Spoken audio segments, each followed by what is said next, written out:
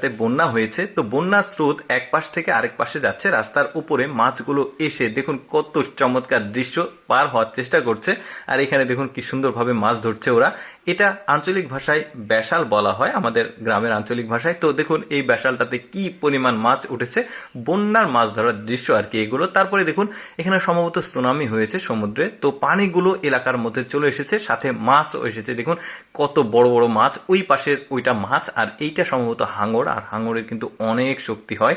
এই যে দেখুন এই লোকগুলো মাছগুলো ধরার চেষ্টা করছে, অনেক স্রোত যাচ্ছে কিন্তু এই দিক দিয়ে। এই যে দেখুন শক্তপোক্ত কিন্তু মাছটা, কি মানে লোকটাকে একদম কাঁপিয়ে দিয়েছে। বেশ চমৎকার। এইরকম সুন্দর সুন্দর কিছু চমৎকার মাছ ধরার দৃশ্য আপনাদেরকে দেখাবো, ভিডিওটা পুরোপুরি দেখতে থাকুন। এখানে কিন্তু দুইটা মাছ ধরা পড়ে গেছে। এরপরে এইখানে দেখুন এখানেও বন্যা হয়েছে, ব্রিজের এখানে একটু একটু করে পানি স্রোত যাচ্ছে, আর দেখুন সাথে মাছগুলো স্রোতের যে পানি সেটা পেয়ে লাফিয়ে লাফিয়ে একদম উপরে উঠে আসছে।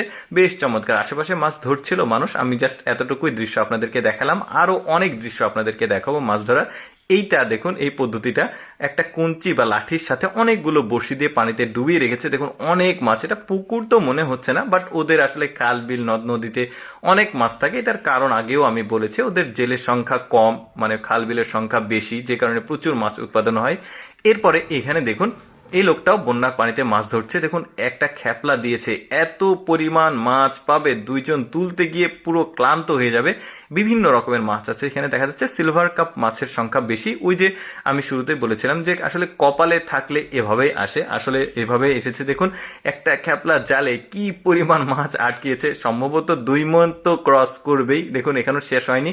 ওই পাশে দেখুন দেখতে পাচ্ছেন অনেক মাছ, কিন্তু মানে লোকগুলোর কপাল আসলেই ভালো। এরপরে দেখুন এখানে মাছ ধরার দৃশ্য দেখুন, এই লোকটাও বন্যার পানিতে মাছ ধরছিল, জাস্ট একটা জাল খ্যাপলা দিয়েছে। দেখুন এত পরিমাণ মাছ জালে পড়েছে, খ্যাপলা দেওয়ার সাথে সাথে লাফালাফি শুরু করেছে মাছগুলো। ওদের জাল কিন্তু একটু আলাদা হয়, আমাদের দেশের জালগুলো থেকে অনেকটাই আলাদা। এই যে দেখতে পাচ্ছেন অনেকগুলো মাছ পেয়েছে, কিন্তু ওই যে কার্পু জাতের মাছ, সিলভার কাপের মাছ।